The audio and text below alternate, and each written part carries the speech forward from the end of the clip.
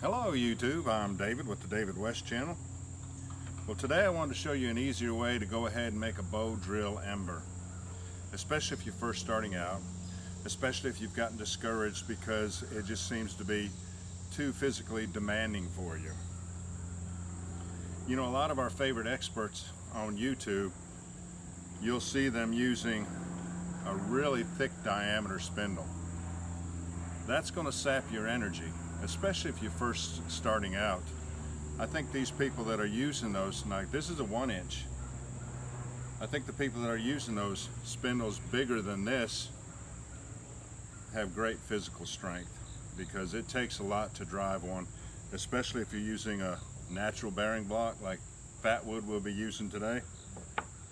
It takes a lot of strength to drive that to get your ember. If you think about it, the bigger diameter spindle that you have, the more that it displaces the downward pressure. So you're going to have to press down harder or bow drill longer to get the dust to char up. So let me just show you this. Now, once again, a lot of my videos I'm showing you better ways to do things. It's awful hard to show you something that doesn't work so I can compare it with what does work. So you just have to take my word on it. I want to take this 1 inch spindle down to about a 3/4, and it's going to be so much easier to achieve an ember. Yes, with a big fat spindle and a thicker fireboard, you're going to get a lot more embers out of one divot, and you're going to get bigger embers, but you don't need bigger embers. Take my word for it. You never want your spindle to be over 3/4 of an inch down to about 5/8.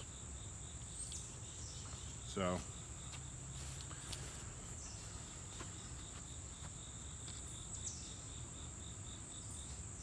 let's line it up. I'll sight it in right here on the 5.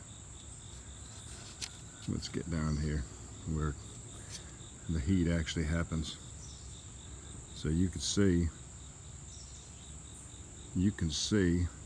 this thing is even a shade over an inch. That's too big. You work yourself to death trying to drive a spindle that big, and you want your bowstring to be as loose as possible. People that fight to get their spindle in a bowstring because it's so tight, that takes extra pressure to hold it all together.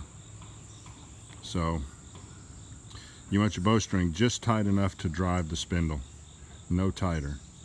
And if you've misjudged it and it's too loose, then you'll use your thumb and tighten down on the string with your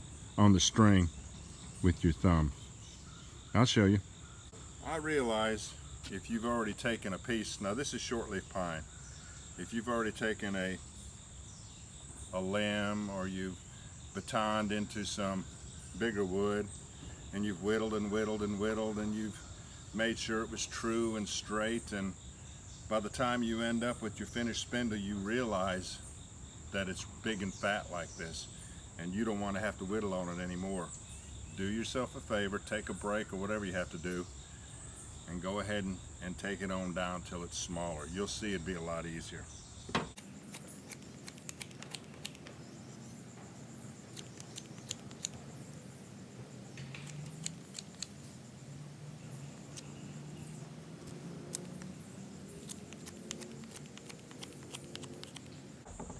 Because the grain of this wood dove so badly, I got too small on this hot end. So we'll just come up here and make this the hot end, where this used to be the bearing block end.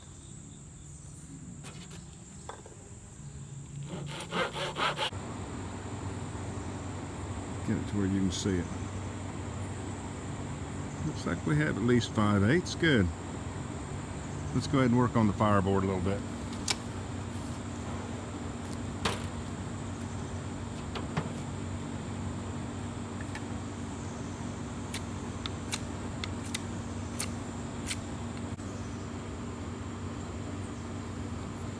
And once again, I don't have a perfect cylinder because that grain was diving so badly. Look at that edge right there. That's just where it dove down deeper than I wanted it to, so I can work with it. The body of the spindle doesn't have to be perfect. And we're going to be using a fatwood bearing block. Let me get it.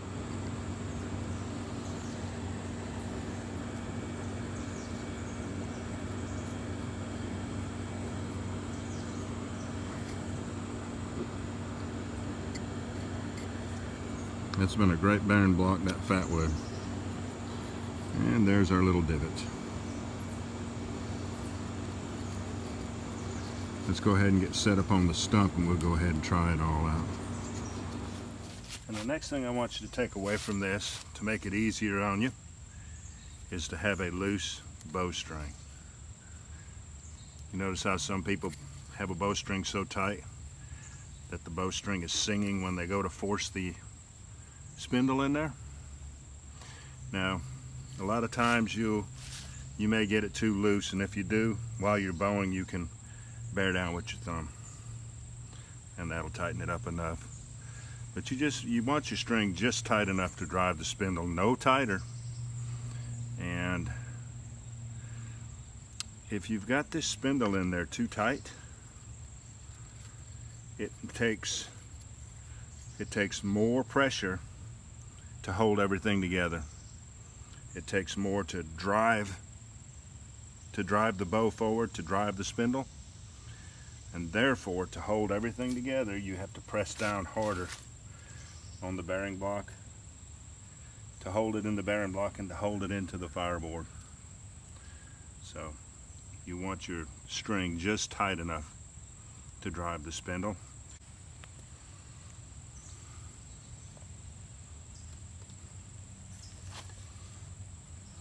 Doing the burn-in.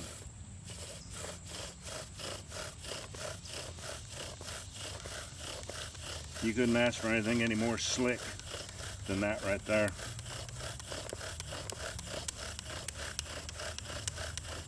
No difficulty whatsoever. We may encounter some difficulty just because there's fatwood in the spindle and the fireboard. So you see the smoke coming out of my fatwood bearing block. That's a good way to tell if somebody's lying to you or not. If they say they're using a natural bearing block, but you never see any smoke come out of it, they probably lubed it. I guess I could have chosen a different set to show you how a small spindle is easier with a looser bowstring. But this is the only set that I had with a 1-inch spindle. And I see now why I left it at 1 inch, because of that diving grain. But there's a fireboard.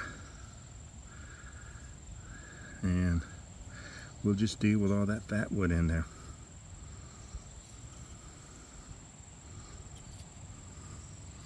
But it's a lot easier to deal with when the spindle's the right size and the bowstring is the right tightness.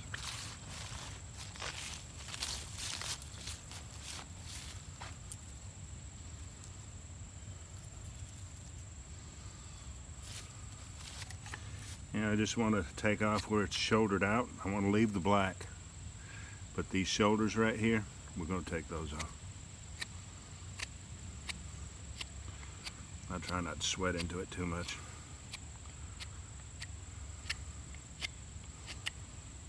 Now,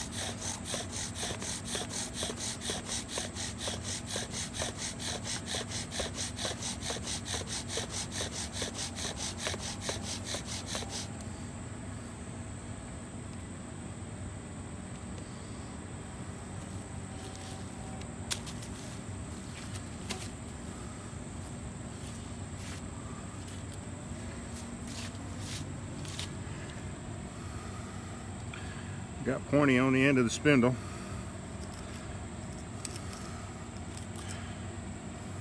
Shouldered out on the bearing block, but I mean, we're dealing with soft woods, so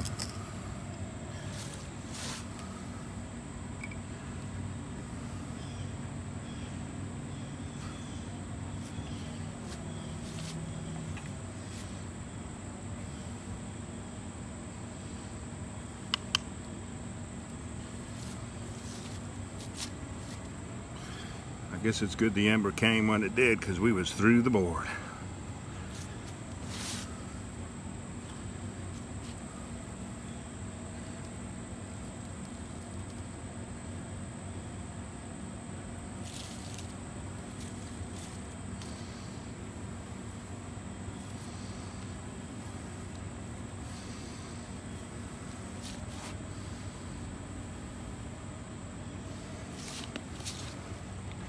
That is a well coalesced ember right there.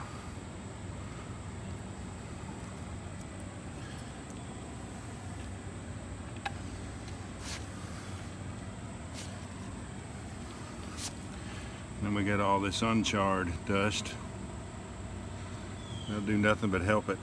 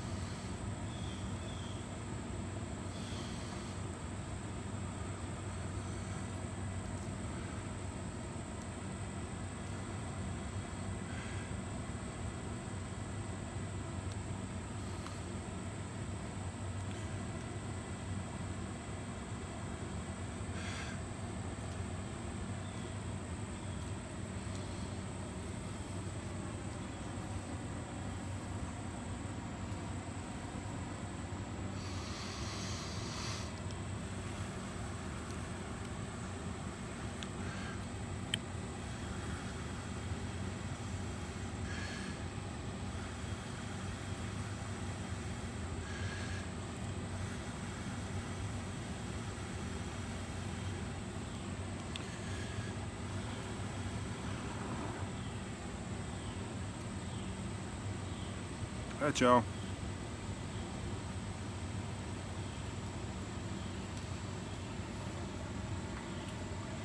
There's days like today when none of it comes easy, but I assure you it's a whole lot easier.